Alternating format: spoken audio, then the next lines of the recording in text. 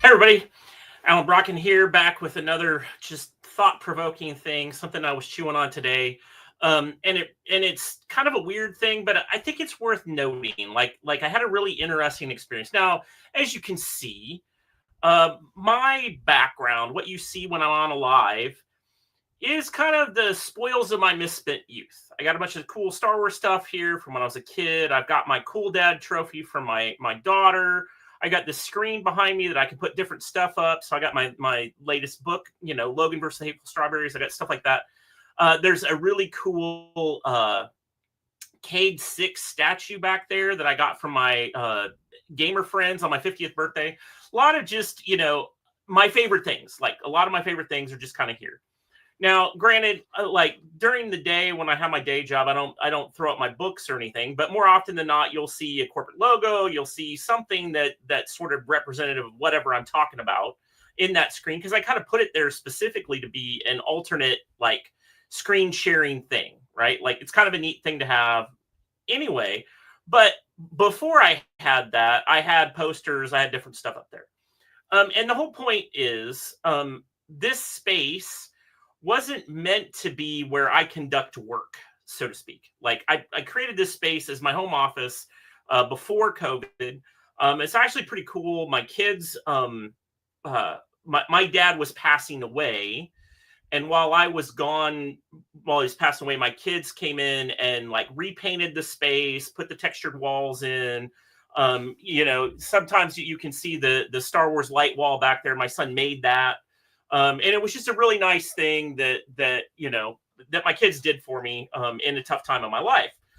So it's my, I don't want to call it my man cave because I really just do work in here. Like I get up in the morning and I work on my small business. And then, once COVID hit and I wasn't traveling all the time or I wasn't in an office somewhere, it was where I worked during the day. Now, prior to COVID, though, my work culture, even though we had like video conference capabilities, the culture was nobody was ever on camera. That just wasn't a thing. And so this didn't become like a question. Should I show my background? Should I have a fake background? Like, what should I do for work? Because we just didn't culturally, it was a call. Like if you were on virtually, it was call and nobody had their camera on. And then COVID hits. And here I am now locked in my house. This is where I'm conducting business day to day. I'm not going out to see clients. And what do? Well, one of the early meetings, I tried the fake background thing, tried blur, tried different things. And there's just so much going on and the colors are so weird. No fake background tool I've run into yet can do this room justice as it is. Like I would have to like take out some stuff, turn off lights, do different things to make that work. So first of all, that was a problem. And then second of all, it was just one of these things where,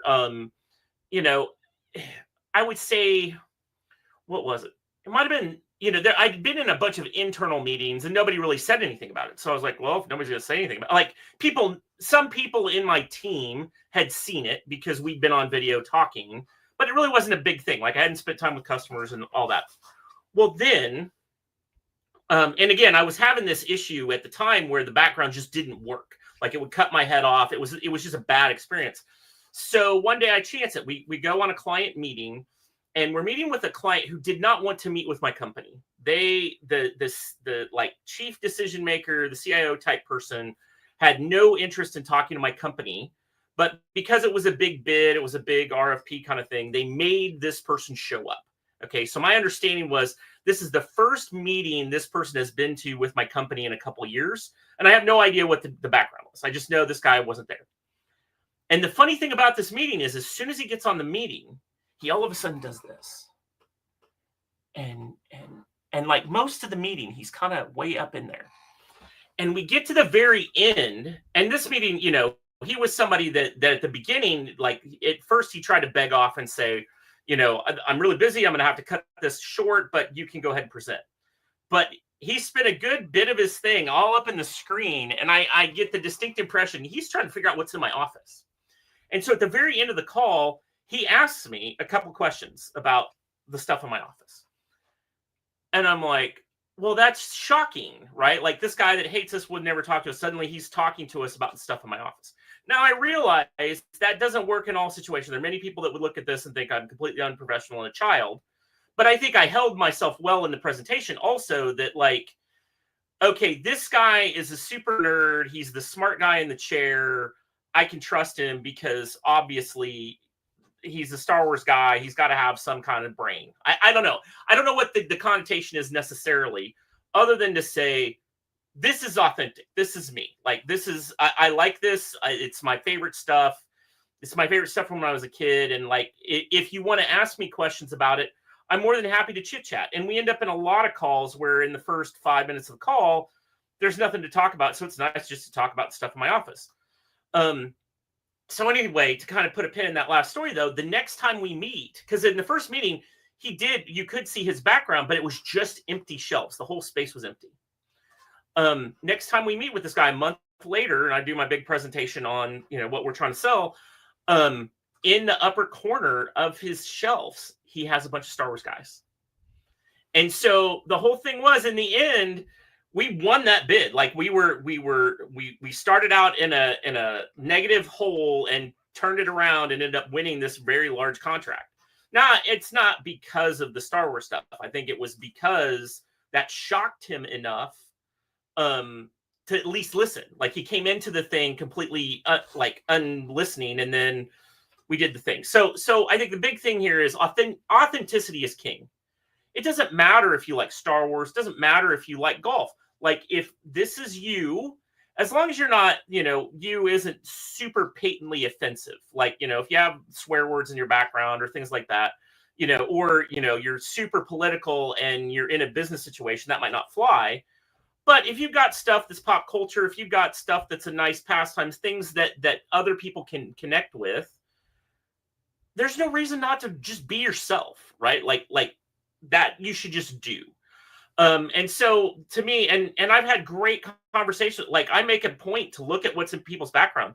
I have picked up some of the best books I've read. I'm reading a book right now, Your First 90 Days, that I got off of somebody's back, like was on somebody's back wall. And I just went through a big transition at work, and I picked up that book. I saw it. I asked them about it, and they said, "Oh yeah, it's great." And so now I picked up the book. So anyway, long and the short of it, authenticity is king right now. So why do the background, right? Like why do it? The next bit is really about, from my perspective, is just a matter of the technicalities of it all, right?